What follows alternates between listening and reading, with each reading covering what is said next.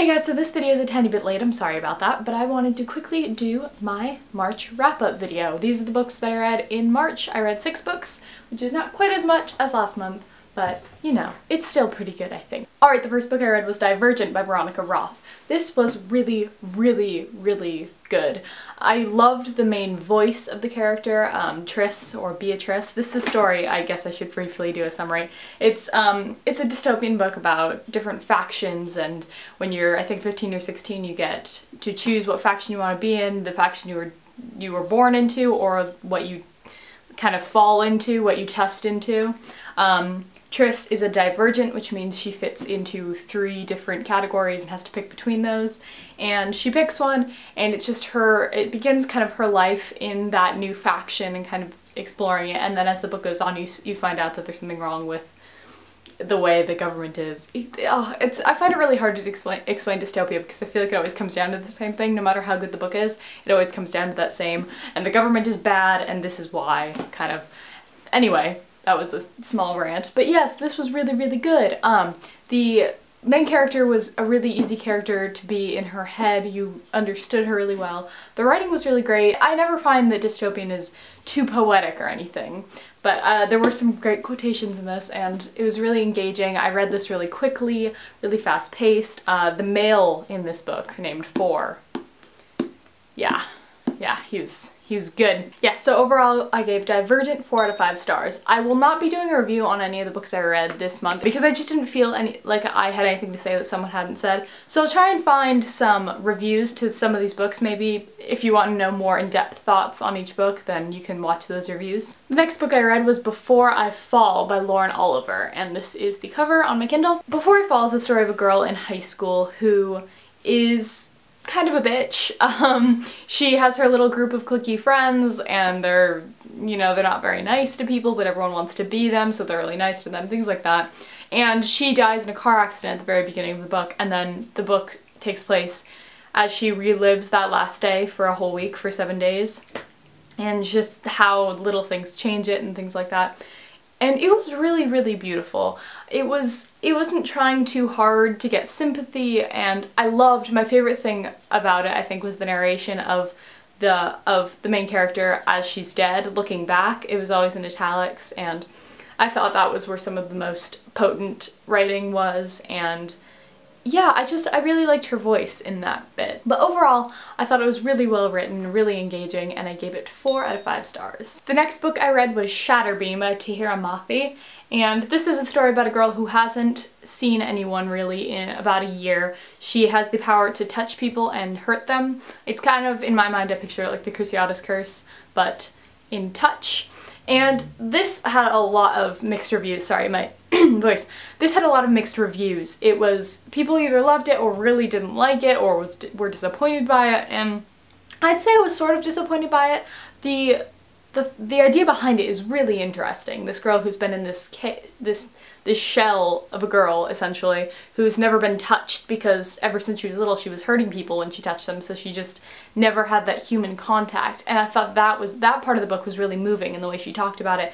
And there's also some really interesting writing techniques on, there would be writing and then it would be crossed out, so it was the things the main character was thinking and didn't want to be thinking or didn't want to admit to be thinking, and I thought that was a really interesting technique. Also, the repetition was really interesting.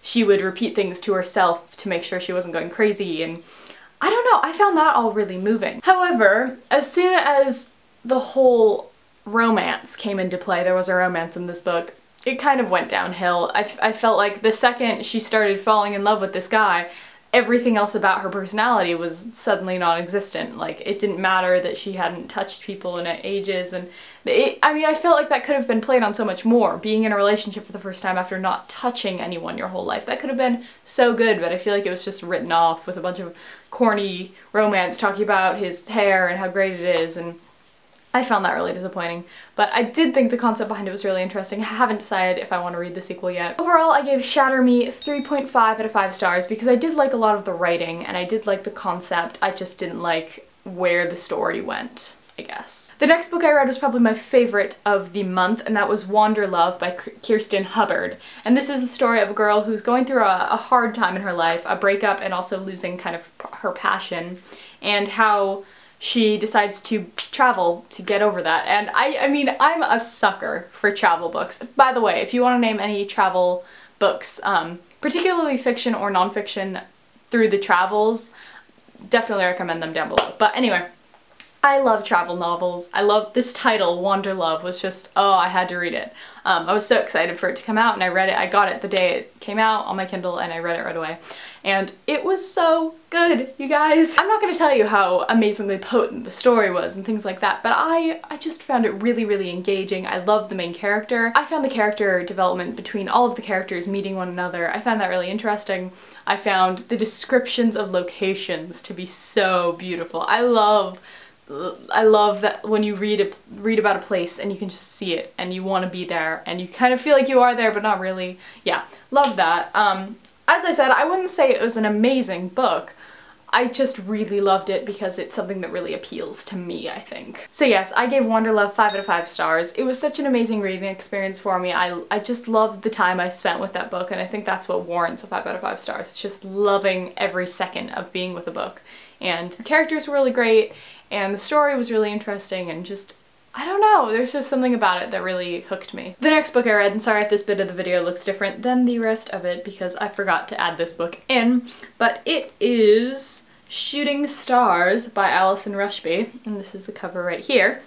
And this book was interesting. It was the story of a teenage girl who's a paparazzi or paparazzo, and she's following her father's footsteps, and she gets an assignment that makes her question what she's doing. And she's only doing it to save money to go to photography school, but yeah, so she just questions what she's doing. And this book is really interesting, but I thought it was kind of blah. There was nothing really I mean, the story was really interesting and engaging, but the writing was nothing special. I didn't find the character to be that interesting. She didn't seem to have much character at all. She had like 2 friends, and pretty much her whole life was being a paparazzi and falling asleep in school, and that's all you ever hear about her life, aside from the situation at hand in the book. So I just felt like I didn't know this character, and I feel like the author didn't really know the character either. But it was pretty interesting. It's a debut novel, I believe. I think it came out last month. I gave Shooting Stars 3 out of 5 stars. And the final book I read this month was The Statistical Probability of Love at First Sight by Jennifer E. Smith. And this is actually a proof copy that I found at a charity shop, which is really random, especially because it says not for resale. I definitely paid £2 for this. A whole £2. Crazy. Sorry the lighting keeps changing, by the way. It keeps getting brighter and darker outside. Anyway, this was highly recommended. John Green talked about it, and just a lot of people had talked about it, and I'd heard like one negative review by my friend Cassie, and I generally have similar opinions with her, so I didn't know what to think exactly, but this was okay. I don't really have too much to say about it other than it was kind of a blah story, blah characters. I don't feel like I knew the male character at all outside of the situation happening directly in the book. Same with the female, actually. You got the story. I like the stuff about her parents and growing up and how, because, sorry, I didn't even explain the story to you guys. The story is about 2 people who meet in an airport and fall in love, basically, and they're both going through hard times. She's going to London to see her father be remarried after her parents' divorce, and he's going to something equally upsetting, or possibly, definitely more upsetting, but she doesn't know that. Anyway, and I just didn't find it was anything interesting. I didn't find the writing to be that interesting. I found it to be a really meh book. I enjoyed reading it. I don't fully understand the hype and why everyone loves this. It was a good, cute book if you're looking for something to read in the summer maybe, but outside of that, meh. I gave it 3 out of 5 stars because I didn't dislike it, I just didn't like it a lot. Oh, I hate insulting books. I always feel so bad because I'm sure that the author spent a lot of time with this and it's their baby, and I'm just sitting here ragging on it. I always feel bad. Anyway. Okay, and that's all. Sorry this video is long. It's really hard to do wrap-up videos. I'm finding them very difficult. I have a lot of feelings. But I'm going to go now, and I'll record my April TBR to be read very soon, and I'll see you guys then. Bye!